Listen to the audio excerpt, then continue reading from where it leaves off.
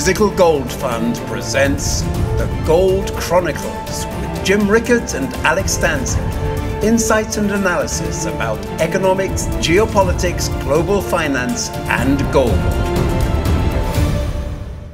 Hello, this is Alex Stanczyk, and I have with me again today Mr. Jim Rickards.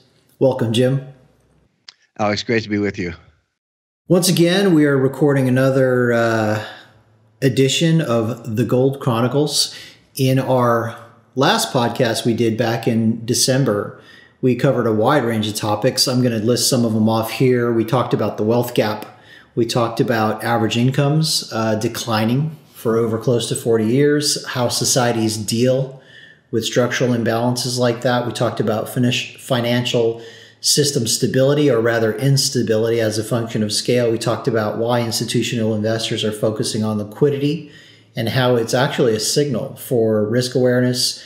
We talked about why avoiding a disorderly stock market decline is now being considered by the Fed in policy. We talked about secret U.S. weapons programs like Wave Rider and Nap of the Earth microwave systems. We talked about financial system lockdown, which we've discussed many times. We discussed ICE 9, war on cash, war on gold. You can listen to all of these subjects in our last podcast, which is located on our website at physicalgoldfund.com/podcasts. This is our first podcast of 2018. We've got some serious topics on deck for today, mostly revolving around what's going on in gold. So that's first up. And an interesting thing I ran across, Jim, is that since 2013, global central banks have entered into this pretty important pattern, from my perspective, that has really not occurred in maybe even 4 decades or so. What's happening is central banks since 2013 have actually bought more gold than they are buying USTs. In fact, it's almost double the amount. One of the first axioms I heard when I started in the physical gold industry a decade ago was, "He who owns the gold makes the rules." So, Jim, before we get into our other items on gold, do you have any comments or thoughts about this trend? Well, yes, Alex, and just to kind of follow up on your point, when you say, the old saying, and it's been true throughout history, "He who owns the gold makes the rules," with central banks being net buyers, not just net buyers of gold, but actually buying more gold than other kinds of assets. It suggests to me that we're getting closer to writing some new rules. The international monetary system is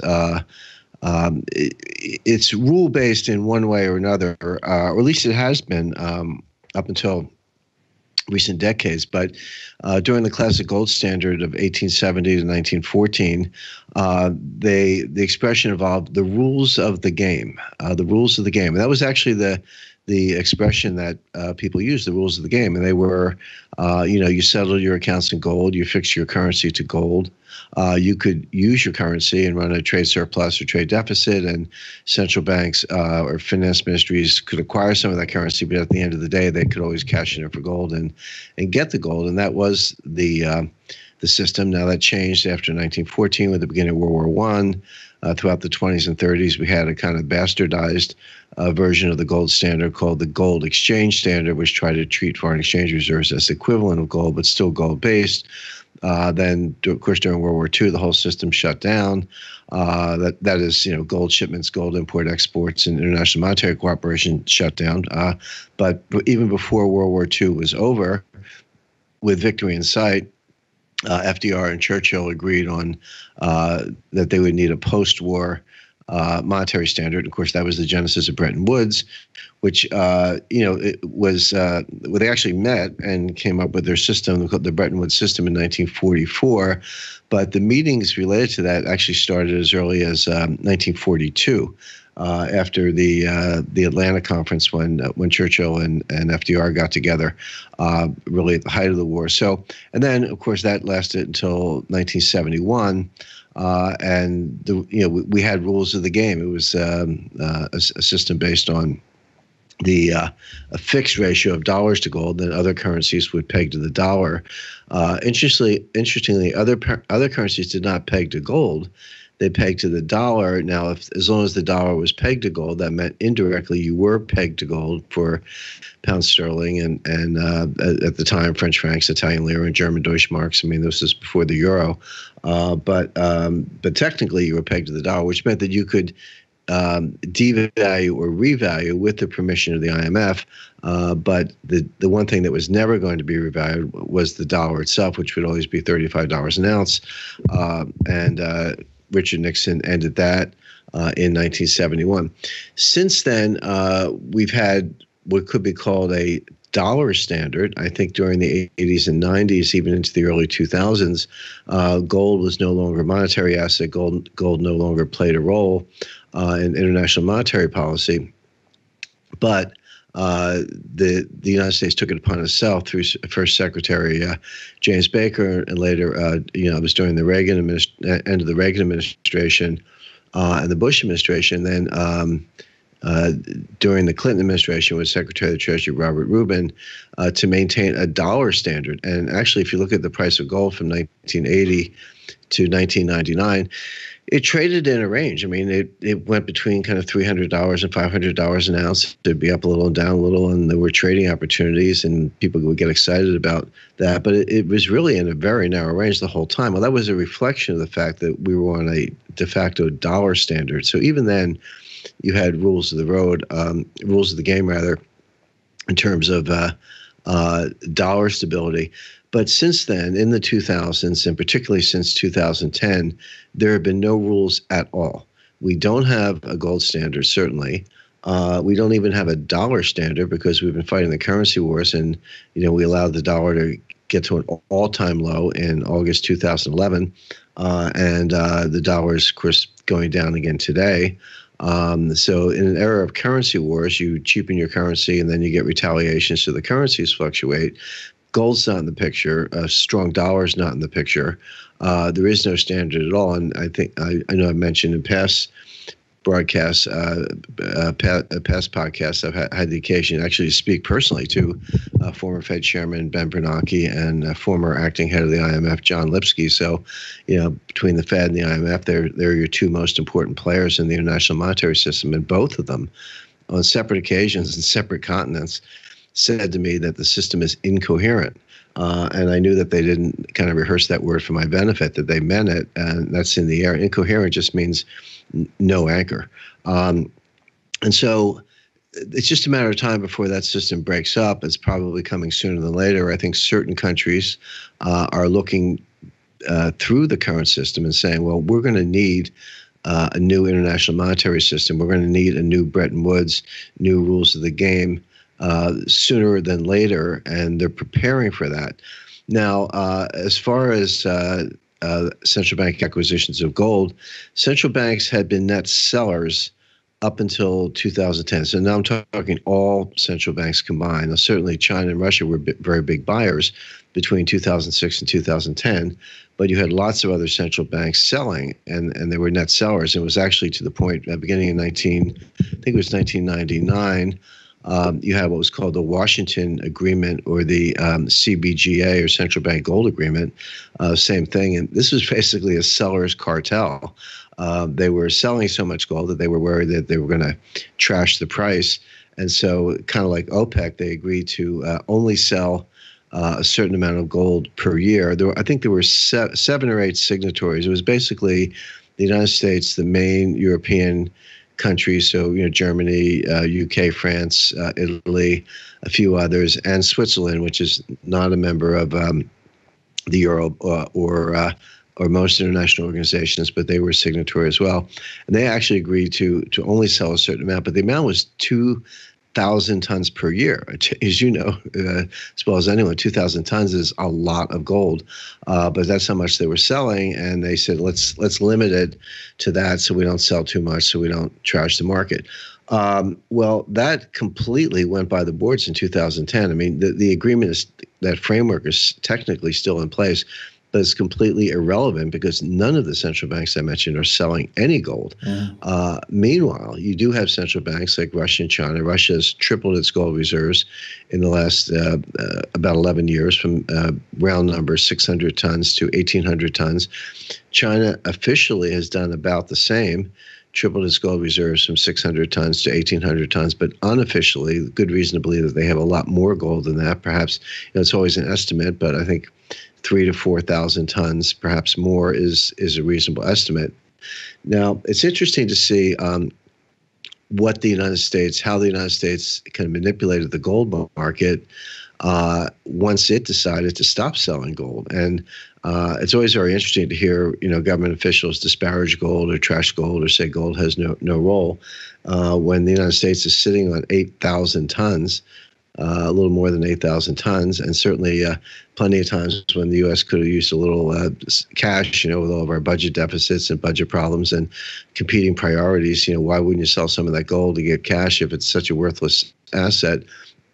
It seems like a good way to raise money quickly, but the U.S. has not had any significant amount of gold sales since 1980. We do sell a little bit to the mint. There's some coinage, but that's I'm a big fan of American Gold Eagles, as you know, but that's trivial compared to the amount of gold the United States has. So, but what we did after 1980, when we stopped selling gold, and I explained in my book, The New Case for Gold, why that number of 8,000 tons is significant. It just happens to correspond almost exactly to the amount of gold that the Fed has on its books as a gold certificate. It's as if the Treasury has to keep that much gold to back up its promise to the Fed. That's a little technical. We can leave that to one side. But after 1980, when the U.S. stopped selling gold, what we did, we went around and got everybody else to sell their gold. We got the UK to sell about 600 tons, over half their gold, in the late 1990s. We got the Swiss to sell 1,000 tons in the early 2000s. You can look at this sequentially. This data is all available from the World Gold Council. You can see when one country sold gold and then stopped, and then another country comes along right behind it to sell more gold. So late 1990s, it was the UK. Early 2000s, it was Switzerland. Then as late as 2010, the IMF sold 400 tons, which is still a lot of gold. And then it just stops, and it just hits a wall. And none of the major Western central banks nor the IMF have sold an ounce of gold since 2010. Meanwhile, Russian and Chinese purchases continue, but not just Russia and China. There's what I call the emerging axis of gold. These are countries mainly with interest adverse to the United States, including Turkey, Iran, North Korea, and Russia and China, as I mentioned, Kazakhstan, which is pretty reasonably friendly to the United States, but they're big buyers in gold. That this is continued. So in terms of supply-demand fundamentals, the things that you and I look at, this is extremely bullish. Now, I could go on and on the bull case for gold. There's a lot more to the story, but that basic supply-demand fundamental aspect of it, which is central banks are not just net buyers, but they're huge buyers, and the central bank sellers have gone away, is a very big deal. Right. And I would even add that so if central banks dumping gold in the past was sort of a reflection of their belief in the U.S. dollar as the world's reserve currency, that the current activity, ever since I've been involved in the gold industry, you've always heard this story, there's going to be a loss of confidence in the U.S. dollar. But this is empirical proof of that. This is a reflection of sovereigns' loss of confidence in the U.S. dollar as a reserve currency. Would you say that's pretty accurate? Yes, I agree with that. And maybe it's precautionary and anticipatory. In other words, it's not so much that they're abandoning the dollar in real time, but they are preparing for the day when that happens, when everyone, I say everyone, when basically in a global financial crisis, a global liquidity crisis, some sort of geopolitical crisis, one or more circumstances could precipitate this. But when the world does lose confidence in the dollar, it'll be too late to get your gold. In other words, gold will have already run up in price in anticipation of that. Gold will be in short supply. I caution people. They say, well, why should I buy gold today? It goes up, it goes down, it gets slammed in the futures markets. Give me some Bitcoin, whatever. You get into all these debates. I consider the Bitcoin debate to be a little bit of a phony one. But my point being, no, get your gold now while you still can.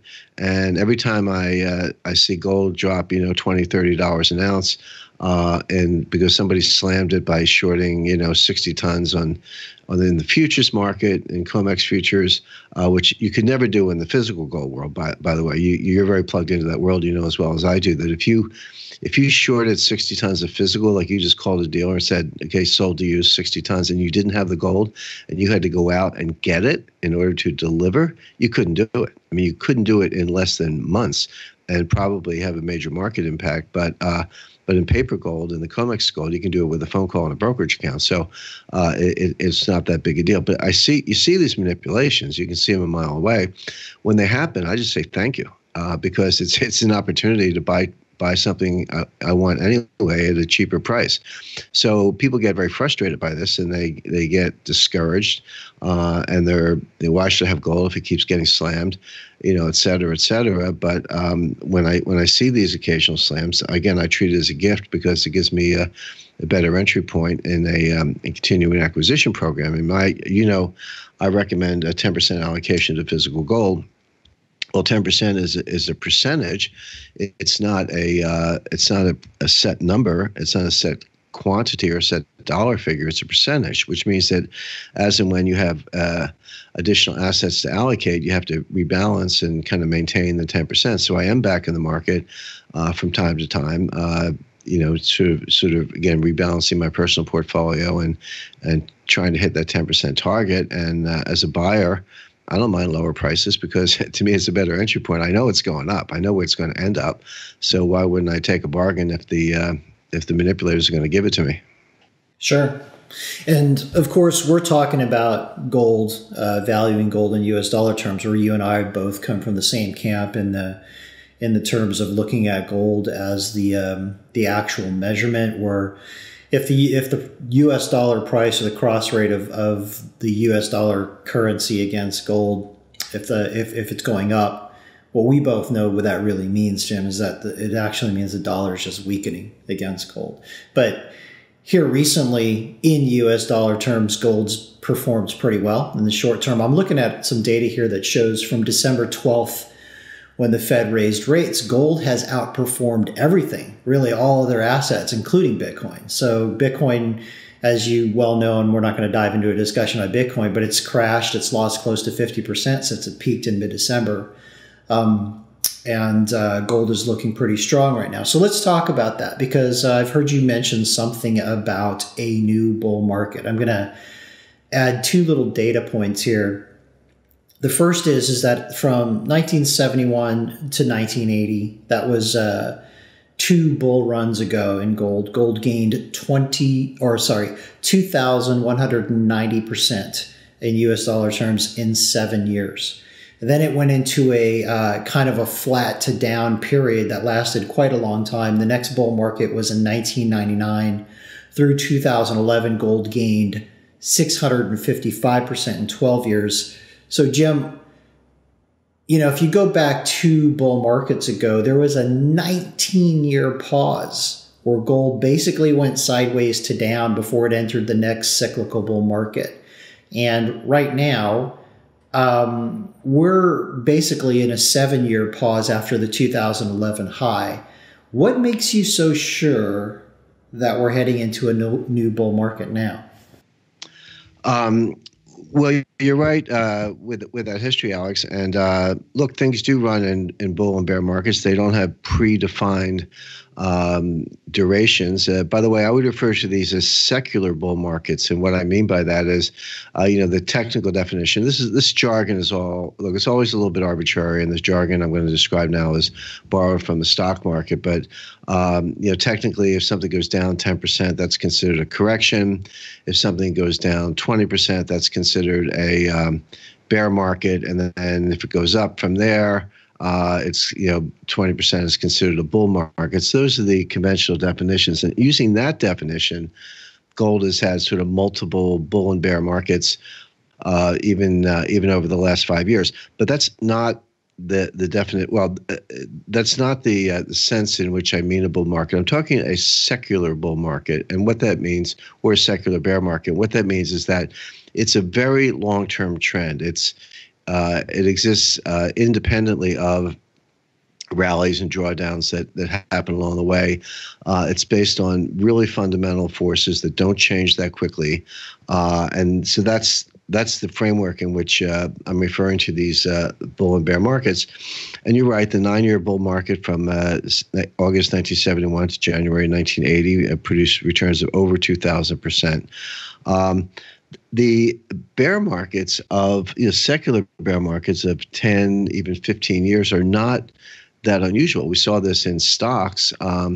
We had a if you want to use this definition, we had a bear market from 1974 to 1982. Stocks didn't do anything from 74 to 82. Now, the stock market was open every day and things went up and down, and you could make money if you were a specialist or a market maker or a trader, or you hit the hot stock, or you're a buy and hold investor, you're just a gambler. Yeah, I'm not saying there weren't ways to make money, but if you look at the index, stocks went sideways for 8 years, from 74 to 82, and then boom, August 1982, just like that, it took off, and that was the bull market of the Reagan years that continued through the Clinton years, all the way up to the dot-com bubble, and then another bull market that continued until 2008, and then a third one that started after at the bottom in 2009, although that was heavily manipulated by the government in terms of suspending certain accounting rules, and we know what the Fed was doing with QE and interest rates and guarantees and subsidies and everything else. But be that as it may, that's what we're talking about, these long-term bear markets. So that the first bear market between the two bull markets, which would be from January 1980 until August 1999. So that's a 19-year period. A secular bear market, 19 years, not that unusual. That's kind of how these things run. And so why do I think we're in a third bull market? Well, first of all, I would make the point that you don't always see these things in real time. In fact, usually you don't. The turning point happens.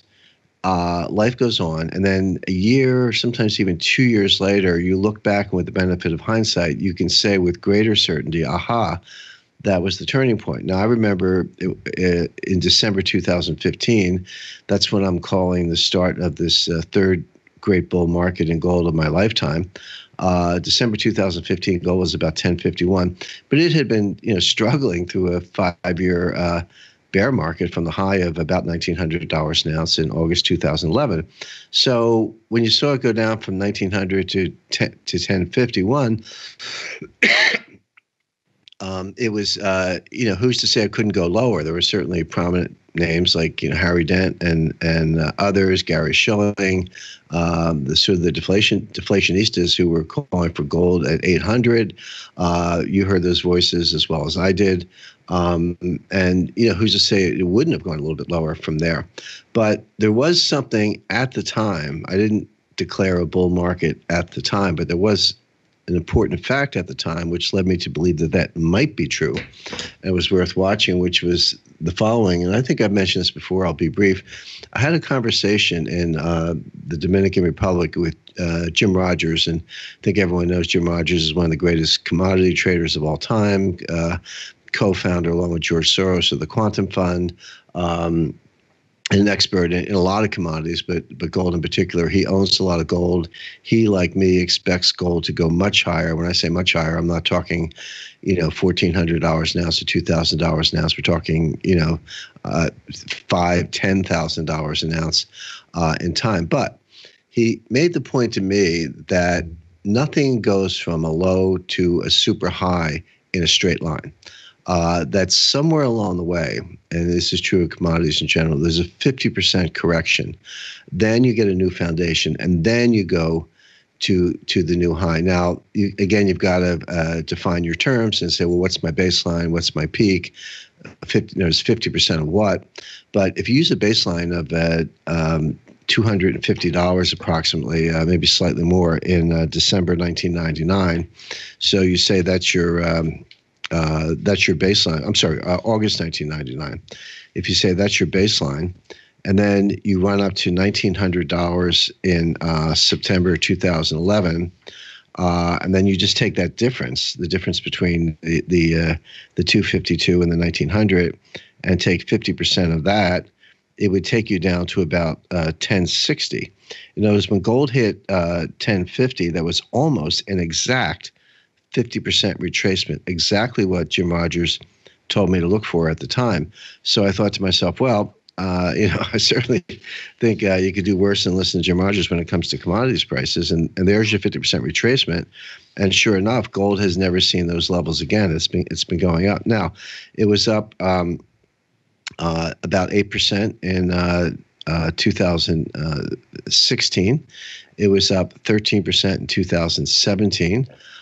It's up very strongly so far this year, as you noted. It's up almost 30% from that low. And so now with over 2 years behind us, looking back on the correction, the bear market correction from 2011 to 2015, looking back on what very clearly appears to be a low, looking at the steady gain since then. And by the way, 2016, 2017 were the first years of back-to-back annual gains in the price of gold since 2011, 2012. Putting all these things together, you do have what appears to be a very strong bull market. When I say bull market, again, I'm not talking about a 1 month rally or a quarterly rally. We had a nice quarterly rally in the first quarter of 2016, another one in the first quarter of 2017. Here we are again. That's great. I'm all for it. But I think there's something bigger here. And I think it goes back to where we started the call, which is the sense that our international monetary system is unstable, unreliable, as Bernanke and Lipsky told me, incoherent, and that we're going to have to come up with something else. Now, there are a couple of possibilities as to what might replace it. You might have but here's the thing. If you had a new Bretton Woods tomorrow, who thinks that at a new Bretton Woods with China, Russia, and Europe at the table, that everyone would vote to make the dollar the benchmark global reserve currency? Yeah, good point. That ain't happening. That ain't happening. So what are the possible alternatives? Well, one is the SDR, obviously. One is you could have a crypto SDR. They're already working on that. Some kind of permissioned hyperledger, permission distributed ledger technology, with the SDR in it. Or you could have a gold standard, or you could even have a crypto gold SDR, being a little fanciful. But my point is anything other than the dollar. And so gold plays a role. And even if you end up with an SDR system, and I have my doubts about that, but I think they'll try. When you sit at the table, this table I described, where we're going to have a new Bretton Woods, and again, China, Russia, and Germany, and the U.S. and Japan, and Canada, and a few other countries are going to be sitting around the table. Think of it as a poker game. Think of it as the World Series of Poker. What do you want? You want a big pile of chips. Well, what are the chips? The chips are going to be gold. It's not going to be dollars, because dollars will be precisely the thing they're trying to push to the side. So even if you don't end up with a gold standard, gold is going to sort of determine your voice or your place at the table. And I think Russia and China understand this perfectly well, which is why they're acquiring as much gold as possible. So we're heading in that direction. Gold plays a role one way or the other, either because I look at it this way, Alex, either you end up with a gold standard, in which case gold would have to be $10,000 an ounce. So when I say that, it's not a made-up number. It's not a attention-grabbing number. That is the actual. I've calculated it. It's not a difficult calculation. We have all the data. It's basically eighth-grade math. But if you divide the global money supply by the amount of official gold and use a 40% ratio, which I think is reasonable, it comes to $10,000 an ounce. So if you're going to have a gold standard, that has to be the price. If it isn't, you've created a deflationary system that'll throw the world into a depression. And monetary economists, even those who don't favor a gold standard, would agree with the math that's the number it would have to be to avoid deflation. So if you have a gold standard, you're either going to get to $10,000 an ounce, or if you don't have a gold standard, you let the system run away the way it is, gold's going to get there anyway, because it's going to see this loss of confidence coming. It's going to see this new global reserve currency coming, and it's just there's going to be a bid for gold as a safe haven asset, and for all the reasons people usually buy gold. So whether it's officially or unofficially, that's where gold is heading.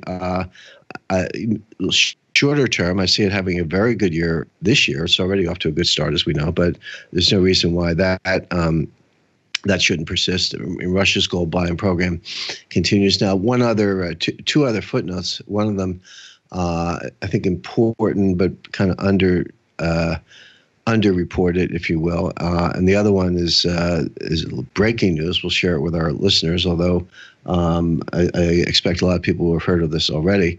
But on the underreported side, there's a trade war has just begun between the United States and China. It's been coming for a long time. President Trump talked about this continually during his campaign, beginning in the summer of 2015, all the way up to Election Day in November 2016. He talked about it during the transition. Suddenly, Trump gets sworn in as president on January 21st, 2017. And he goes silent. All of a sudden, there's no trade war with China.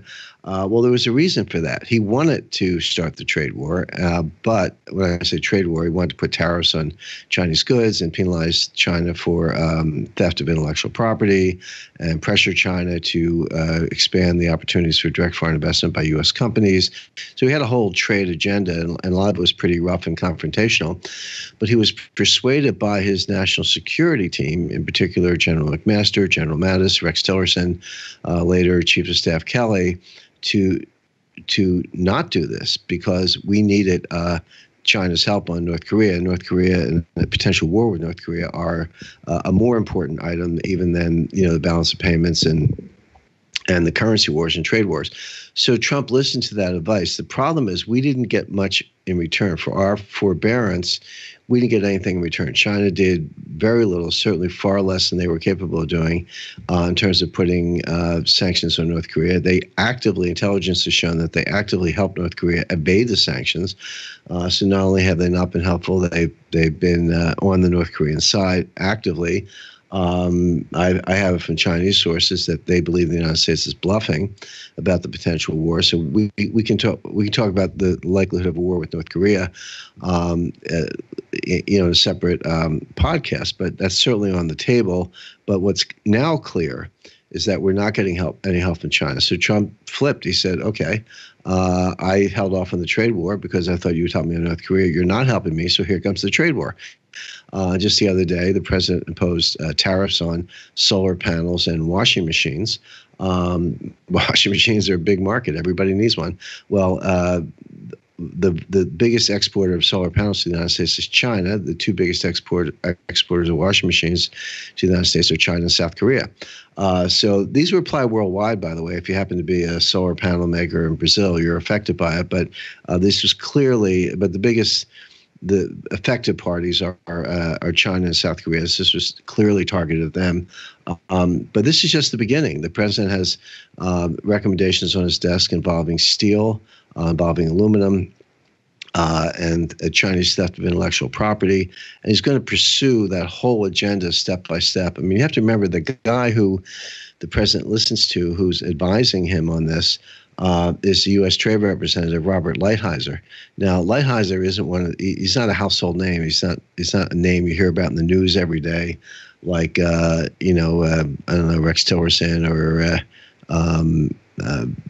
General Kelly or some of the close advisors to Trump.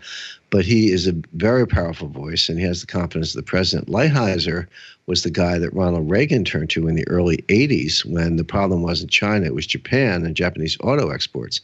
And Lighthizer kicked their butt. He forced the Japanese, put on tariffs, and then forced them to move their plants to the United States. Today, if you buy a so-called Japanese car, it's probably made in Tennessee or South Carolina. And did the same thing to the Germans, by the way. Most of the people driving around neighborhoods and showing off their BMWs think they have German engineering. Well, it's actually South Carolina engineering. But the point being, that created a lot of high-paying manufacturing jobs with good benefits in the United States by playing rough on trade.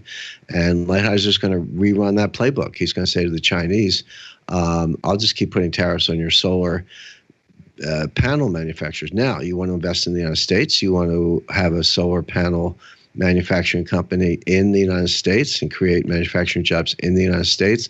Fine. Our markets are open. At least they're open to investment. But you're going to make them here, and we're going to create jobs for Americans doing that. We're not going to do it with cheap Chinese labor and subsidies and dumping and all the rest. So this is going to get a lot worse. I think it'll be, all the elites in Davos, they're meeting in Davos as we speak. They'll all get spun up about this. They have all this, misplaced and, in my view, empirically, analytically and historically incorrect view of the benefits of so-called free trade.